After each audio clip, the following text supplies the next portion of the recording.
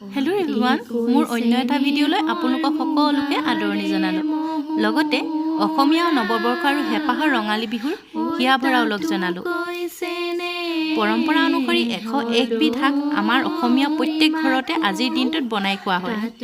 ঘৰত যিহেতু আমি দুজনীয়ে থাকো, সেইবাবে নিজ হাতেৰে মাক বনাই খোৱাবলৈ আজিৰ দিনটোত চেষ্টা কৰিলো। স্মৃতি হিচাপে ইয়াতে ৰাখি থলো আৰু আপোনালোকলৈও আগবঢ়ালো। বিহুৰ ব্যস্ততাৰ বাবে ভিডিঅ'টো আপোনালোকৰ মাজলৈ আগবঢ়াই দিয়াত অলপ পলম হ'ল।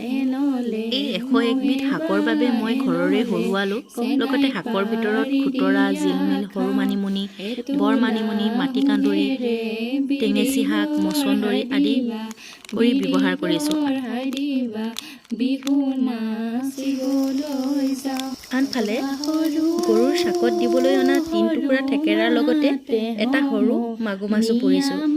যিহেতু শাকত দিয়া শাক আমাৰ বনাই খোৱাৰ এটা পৰম্পৰা আছে।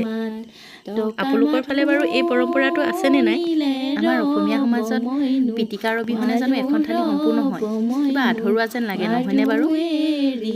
সেইবাবে ময়ো তিতা ভেকুৰীৰ লগত আলুৰ পিতিকা বনালোঁ। যিহেতু আমি ভতুৱা মানুহ, ভাতেই আমাৰ প্ৰিয়। তাতে পিতিকাৰ লগত ভাত ক'বই নালাগে আৰু। দিলে গৈ কলহত পানী মই নাজানো দেহা জান, আমি চেঙেলীয়া সাজৰ লগত বলিয়া, সাজৰ লগত বলিয়া। আজি মোৰ এই স্পেচিয়েল থালিখন প্ৰায় সম্পূৰ্ণ হৈ উঠিছে। যিহেতু আমি আহোম সম্প্ৰদায়ৰ মানুহ, পৰম্পৰা অনুযায়ী গৰু বিহুৰ দিনাখন আমাৰ উপৰিপুৰুষসকলক মনত পেলাই শলিতা জ্বলোৱাৰ নিয়ম এফাকি কৰা হয়। সেইমতে আমাৰো শলিতা জ্বলোৱা হৈছিল।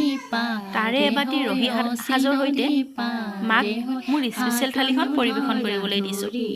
আজি মোৰ এই স্পেচিয়েল থালিখন আপোনালোকে কেনেকুৱা পালে মোক জনাবলৈ নাপাহৰিব। আৰু লগতে বেকগ্ৰাউণ্ডত বাজি থকা গানকেইটা মই নিজে বিহু বুলি গুণগুণালোঁ। যদি ভুল হৈছে ক্ষমা কৰিব। আৰু ভিডিঅ'টো যদি ভাল পালে চেনেলটো ছাবস্ক্ৰাইব কৰি মোৰ চেনেলটো আগবাঢ়ি যোৱাত সহায় কৰিব বুলি আশা কৰিলোঁ। তেনেহ'লে আকৌ এটা নতুন ভিডিঅ'ৰ সৈতে পুনৰ লগ পোৱা পাৰে। আজিলৈ আহোঁ, বাই বাই।